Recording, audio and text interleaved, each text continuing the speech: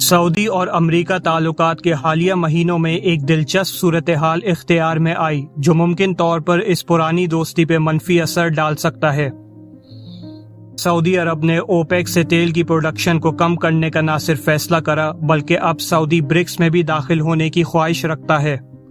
دیکھا جائے تو ان دونوں ملکوں کی الائنس تیل پہ مبنی ہے، جدھر دونوں ملکوں نے ایک دوسرے سے کافی فائدہ اٹھایا، خاص طور پہ امریکہ نے، جو کہ یہ سعودی کو استعمال کر کے تیل کی قیمتوں کو کم اور بڑھا سکتا ہے اپنے فائدے کے لیے، اور ماضی میں بھی کرتا آ رہا ہے، اور اس کے بدلے سعودی کو ملٹری سپورٹ دیتا ہے۔ سعودی پہلے بھی مارکیٹ کو سٹیبلائز رکھنے کے لیے تیل کی قیمتوں میں کمی یا اضافہ کر چکا ہے، لیکن اس ٹائم معاملہ کچھ الگ ہے، جو امریکہ اس بات سے راضی نہیں، جس کے سنگین نتائج ہو سکتے ہیں۔ لیکن یہ جاننا ضروری ہے کہ اسی معاملے کی ماضی اور موجودہ حالات میں کیا فرق ہے۔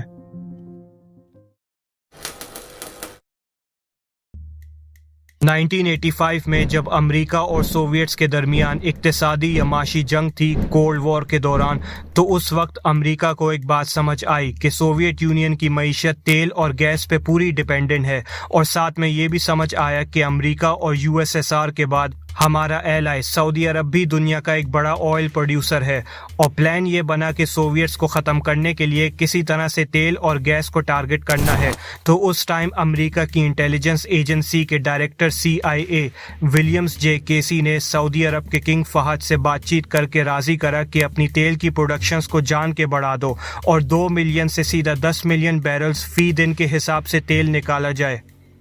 اس سے یہ ہوا کہ جب مارکیٹ میں تیل عام ہونا شروع ہوا تو تیل کی گلوبل مارکیٹس میں کمپٹیشن بڑھنے لگا، جس سے تیل کی قیمتیں خود بخود ہی کم ہونے لگیں۔ اسی کمپٹیشن میں نان اوپیک ملکوں کو بھی اپنی تیل کی پروڈکشنز بڑھانی پڑی۔ نتیجہ یہ نظر آیا کہ 1985 میں آئل پرائسز کریش ہوئی، جدھر تیل $30 سے سیدھا $10 فی بیرلز پہ بکنا شروع ہوا، اور آربیٹریجرز نے اس کا کافی فائدہ اٹھا کر کمپٹیشن میں مزید اضافہ کرا، جس سے مارکیٹ ڈی سٹیبلائز ہونا شروع ہوئی۔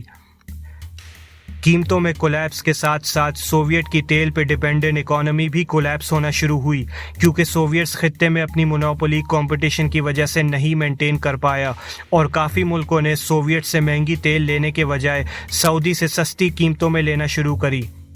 اس سے سوویٹس کو $20 ارب کا نقصان ہوا، قرضے ادا کرنے مشکل ہوئے، اور ساتھ میں $30 ارب کا بجٹ ڈیفیسٹ کا سامنا بھی کرنا پڑا۔ اس کے علاوہ ایک کمزور معاشی حالات میں سوویت یونین کو افغانستان سے جنگ میں الگ نقصان ہوا اور بعد میں وڈرول کرنا پڑا۔ امریکہ کی یہ سمپل اسٹریٹجی تھی کہ سعودی کو استعمال کیا جائے تیل کی پروڈکشنز بڑھانے کے لیے، جس سے سوویٹس کی اکنامی پہ ڈائریکٹ اثر پڑا، جو کہ یہ اسٹریٹجی واضح طور پہ کامیاب ہوئی۔ اسی سے ملتی جلتی صورتحال آج 2022 میں بھی نظر آتی ہے کہ امریکہ دوبارہ سے یہی تیل والی پرانی اسٹریٹجی استعمال کرنا چاہتا ہے روس کے خلاف۔ دیکھا جائے تو روس کی معیشت بھی کافی حد تک سوویٹ کی طرح تیل اور گیس پہ ڈیپینڈنٹ ہے، جدھر روس کی 60% ایکسپورٹ اور 80% ریونیو تیل سے آتی ہے۔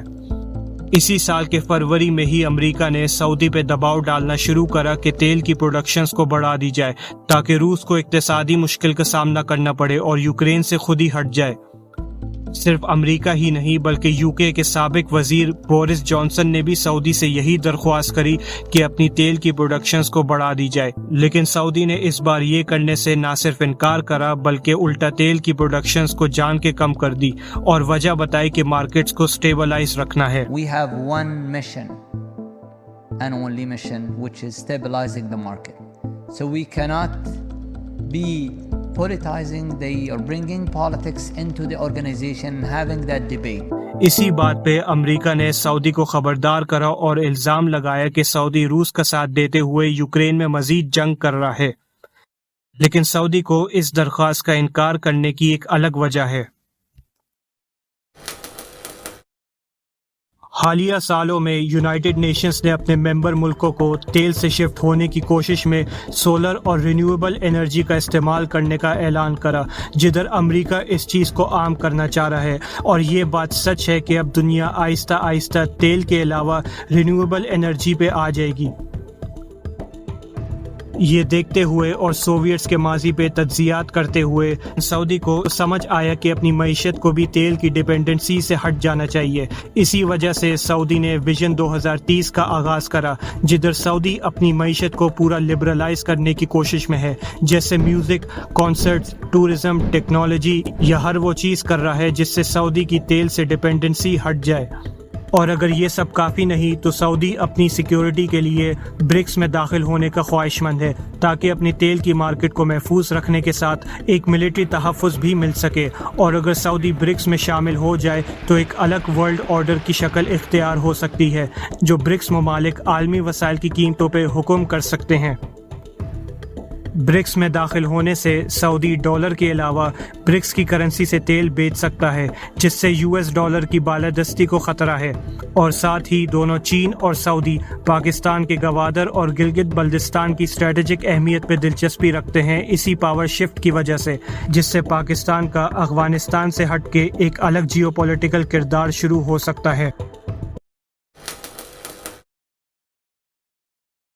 اسی صورتحال پہ نظر رکھتے ہوئے امریکہ نے نوپیک کے نام سے ایک بل سینٹ میں پیش کرا، جس میں امریکہ سعودی اور اوپیک ملکوں کے خلاف مقدمہ کر سکتا ہے، یہ الزام لگا کے کہ اوپیک آئل مارکیٹس کو اپنی مرضی سے بدل رہا ہے، جو کہ غیر قانونی ہے، اور اسی بل سے اوپیک ملکوں پہ کافی بھاری جرمانہ لگ سکتا ہے۔ لیکن سعودی اس کے بدلے یہ جواب دیتا ہے کہ اگر امریکہ نے نوپیک بل پاس کرا تو اوپیک ملک ڈالر کو چھوڑ کے اپنی مرضی کی کرنسی میں دنیا کو آئل اور LNG بیچنا شروع کریں گے، جس سے پیٹرو ڈالرز کا نہ صرف خاتمہ ہو سکتا ہے بلکہ امریکی ڈالرز کی بالادستی کو خطرہ ہے، جس سے ڈالرز کی ڈیمانڈ دنیا بھر میں کم ہو سکتی ہے، اور ڈالر ریزروز رکھنے والے ملک اسی ڈالرز کو واپس امریکہ بیچ سکتے ہیں، جس سے ہائپر انفلیشن ممکن ہے۔ اور یہی وجہ ہے کہ دنیا کا سب سے بڑا ڈالر ریزروز رکھنے والا ملک چین اپنی امریکی ٹریجری ہولڈنگز کو آہستہ آہستہ بیچ رہا ہے، جس سے ڈی ڈالرائزیشن کا عمل ممکن ہے، اور برکس ممالک خاص طور پہ روس اسی عمل پہ کچھ حد تک شامل ہیں۔